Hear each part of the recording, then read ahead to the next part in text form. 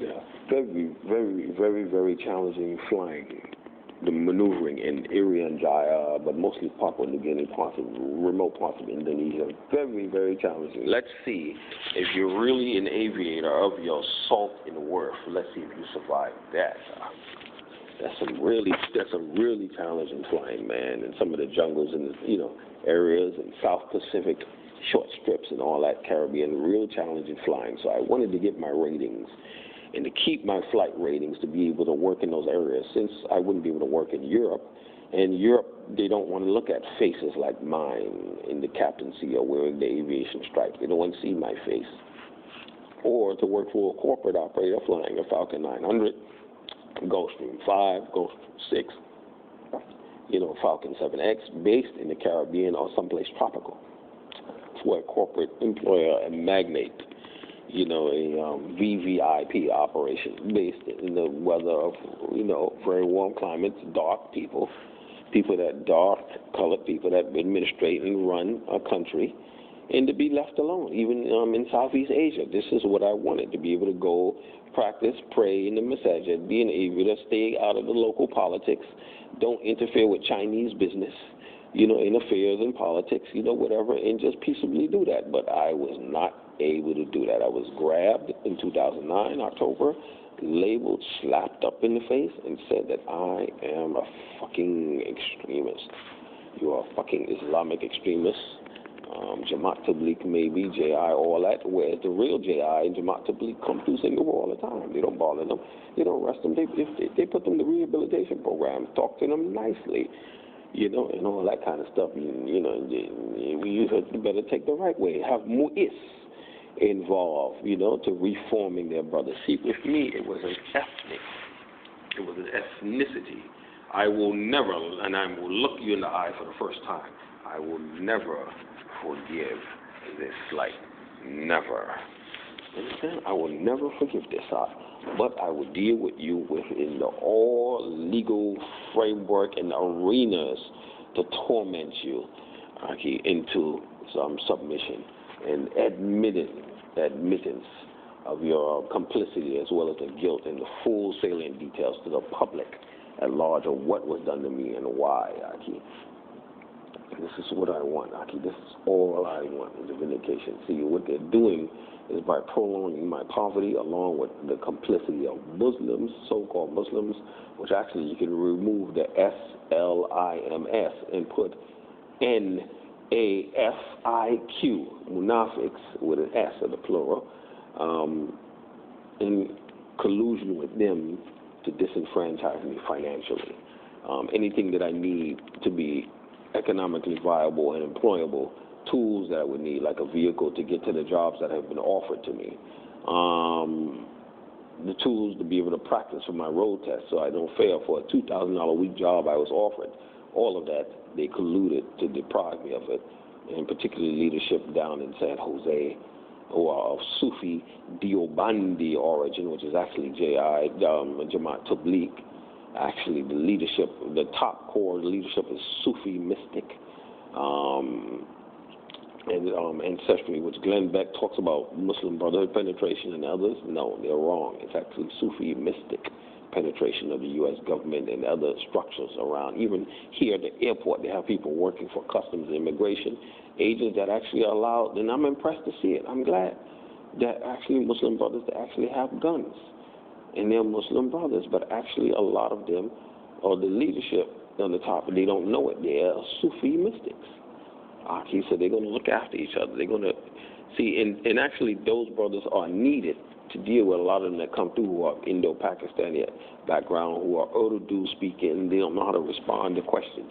So they need, and I'm glad to see that diversity. One thing, like in South Africa, when I was visiting South Africa, I wanted to see, and I think it was starting, is you didn't really see Muslim police officers, despite the high presence of Indian ancestry South Africans. You didn't see Muslim police officers with beards, like coming out of Lenasia and other places. This is very important. Muslims permeating law enforcement so that you have people that understand and are not harsh. But with law enforcement, you have to deal with a lot of dirt, dirty neighborhoods and dirty, foul people. You deal with the foulest of people. When people say, "Come help me, there's this monster, there's this beast," You know, coming around me. And the people that nobody wants to deal with, you have to deal with in law enforcement. You have to be the babysitter, you know, and the cleanup man, all that. And a lot of law enforcement people carry around angst. A-N-G-S-T. Angst, because they feel unappreciated for the uniform, and they have to step up to the plate to defend everybody else when there's a bad situation. They feel unappreciated, the way people look at them.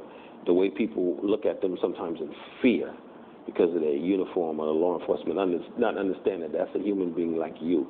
He has families like you, or he wants families just like you and I.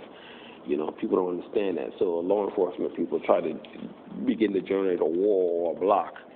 Uniformed law enforcement, and sometimes ununiformed, that, you know, people don't appreciate us, man, for stepping up to the plate. Because when it comes to cadre of bravery and somebody is going nuts in the facility, it's a law enforcement man that's going to step up and put himself or herself in lifeline danger in front of the threat, or in front of the madness, or in front of the Tasmanian devil, or the beast who's threatening and wants to eat everybody. The law enforcement man is going to step up first and confront it. Nobody else.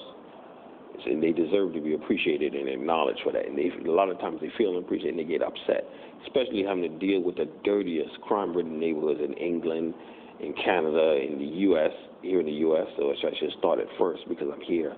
This is how my mind is. I think internationally. I never really think locally. I'm not a George W. Bush, despite being a Cancerian as President George W. Bush.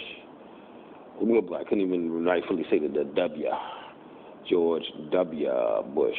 We are both Cancerians, but I'm not local-minded at all. I'm very international-minded, which is through someone who was into astrology and numbers, who happens to be a Muslim, and threw him into a tiff. I understand, he said, you share a lot of Scorpio traits, that instability, moving around constantly. But what I wanted to tell him is I've been looking for an exit. You know, exit while being alive in one piece, not an exit through death. I'm not looking to preempt death or to bring upon premature death. You know, that's the venue of the Creator of His Majesty. To me, to choose death, not mine. What I'm looking for is an exit of a decent life in this world, and I don't think it's here in the United States. I don't think it's here in the United States. I don't believe it's here. I'm not sanguine on the United States in a lot of aspects. I'm not sanguine anymore. If you saw the whole collage of the videos I have compiled, you wouldn't be sanguine either. If the public is allowed, if you see everything, you would also not be sanguine. I'm not sanguine on this country. I never really have been, but I've tried to be. T-R-I-E-D, past tense. I have tried on occasion to be, but I don't see anything to be sanguine about the United States. And as I was being slapped in Singapore, one thing they were telling me, Singapore intelligence, they were doing it on the behalf of an American official. What they were saying, you think because Obama's president, you do what you want? You think Obama's president, you can do what you want? You think because Obama is president, you can do what you want? Yes. Like that. They kept reiterating that in Singapore. And what kind of place is that? God bless America. Bismillah ar-Rahman ar-Rahim. Trident. Tangy and sweet. Ready for you every day, early in the morning. So what kind of place is that country, man? You think because Obama is president, you do what you like? And here at SFO, welcome here at SFO, always helping you, ready to go. Thank you. You're here at SFO, your place to travel wherever you go. See, that rhyming thing takes a lot of practice. But God bless America, man. God bless America. God help us, man, to meet the idea of what is American. But I smell my underarms. This is horrible, man. Absolutely horrible. Horrible. I don't know what time it is. It must be almost 6 o'clock. But I have to wait till the shower's open and get in that sucker, man. Get in that freaking shower.